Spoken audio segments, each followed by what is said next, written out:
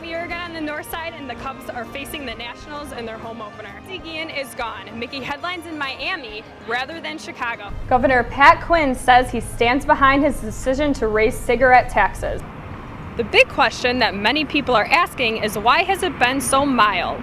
Whatever the reason, people are taking advantage of the warm winter climate. We'll show you how to find a trendy wardrobe without breaking the bank. Embrace yourself for a very loud OMG moment. Hello, I'm Ashley Koehn. Hey Chicago, what do you say? The Cubs are going. It's that time of year again on the north side, and the Cubs are facing the Nationals in their home opener. Fans from all over are hoping to see the new management finally break the curse. It's something different.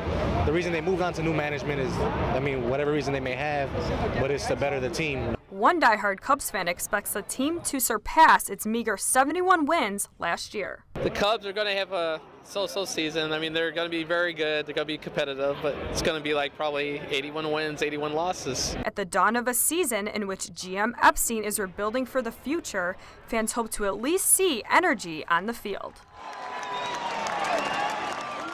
New team, it's a new team with young guys, and they're going to hustle and run and like to play. But on opening day, even in rebuilding phase, raucous fans and local businesses reveled in the party atmosphere at Clark and Addison. Business is booming today. We're really happy to see the team in town, and we're hoping for a great year. I didn't know how much I missed baseball season until winter came, and the streets are live. One fan who traveled to Arizona for spring training says the Cubs are looking good and praises new field manager Dale Swaim. It's all baked back to fundamentals and basics, and we are excited that there's a new direction. But along with the rebuilding, some fans still have high expectations for 2012. They will be the champions of the world, 2012 World Series champs, Chicago Cubs. Baseball is back in Chicago, and as always, the Wrigley faithful have hope.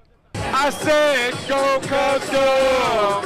Go Cubs, go! Go Cubs, go! Go Cubs, go! Hey Chicago, what do you say? The Cubs are gonna win today. For Metro Minutes, I'm Ashley Koehn.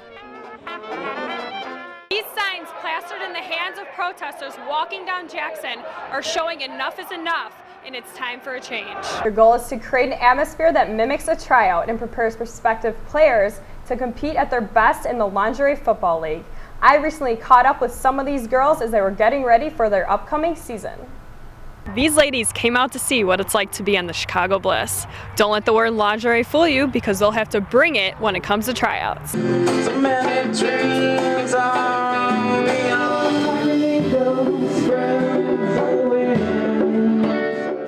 On a recent February night at Chicago's Elbow Room, musicians Mark Hetzel, Antonio Corella, and Chris Paquette came together to share some songs and good times. The trio played 9 songs from their first long-awaited album, Love Songs, which came out in 2010. When we got back together, Chris was like, we don't need to rehearse this stuff. We've been playing it for years and listening to it. Mark Hetzel holds down 2 jobs, but music is his passion. He's been busy lately setting up gigs and writing songs for the trio's new album. So to bring it back down to this more stripped down version with just the 3 of us was a bit of a challenge, particularly working with the new dynamics, and a lot more space. The guys started to play at Weisfull's back in 2002. This was their first performance as a trio.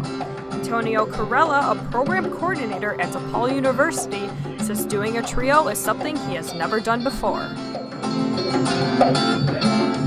There are only 20 girls on the roster, but only 14 play because it's a 7-on-7 game, and the entire season only consists of 4 games. Everyone's competing for a spot at all times, and anyone could walk in off the street and just be amazing, and then they're like, all right, well, these 20 girls are great. Sorry, you've been here, but we have to let you go. Not only did Kim and a few others join the girls during the camp, but also Chicago Bears cornerback DJ Moore. I don't think people understand how hard they're hitting and how hard the surface is they playing on. And they pretty much playing like backyard football with no pads on. So I think it's pretty tough. Just keep trying, because I know some of the drills and stuff going to seem new to you at first or whatnot. So just pretty much just keep trying. You see some of the girls jump a little different, or they feel weird about it. So after a while, it become human nature to you. These ladies came out to see what it's like to be on the Chicago Bliss. Don't let the word lingerie fool you, because they'll have to bring it when it comes to tryouts. The Bliss Games air on MTV2 and the tryouts take place on April 28th. It's great to have people here that have gone through it before and that have seen what it's like, and so I think even if it's a struggle today, then at least I know what to prepare for. Well, this is definitely an advantage to going to the tryouts, because they're telling you, like where to put your hand when you do different drills and stuff like that. So definitely being here is better than just walking into it and not having any idea what you're doing at all. Tell me something to focus on as you go through this drill. Drop your hips. Drop those hips, tap those feet. Quick shuffles. For Beyond the Game, I'm Ashley Koehn.